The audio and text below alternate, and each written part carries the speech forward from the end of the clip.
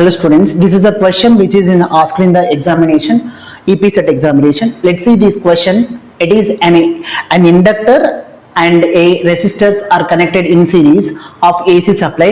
If the potential difference across the inductor and resistors are the 180 and 240 volts respectively, the voltage of the AC supply. ఇవి రెండు ఒక voltage సప్లైకి connect చేయబడ్డాయి.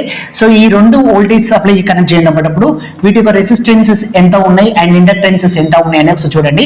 So దీనికి ఎంత ఇచ్చాడంటే 240 volts అనేది ఇక్కడ డ్రాప్ అవుతుందంట, ఇక్కడ వచ్చేసి 180 వోల్ట్స్ అనేది డ్రాప్ అవుతుందట.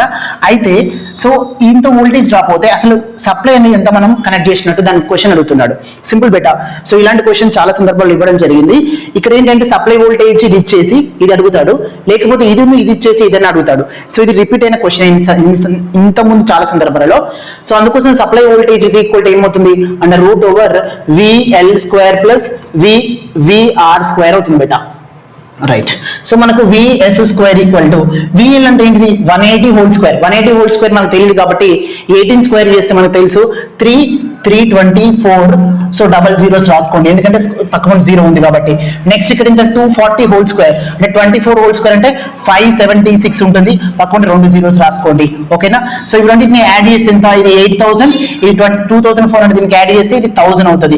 8000 ప్లస్ 1000 9000. ఓకేనా. 9000 అంటే 300 అండ్ హోల్ స్క్వేర్ రాసుకోవచ్చు, స్క్వేర్ కి రూట్ క్యాన్సిల్ అయితే ఏమవుతుంది, supply voltage is how much 300 volts అనే సప్లై మనం మెయింటైన్ చేస్తాం. That is answer.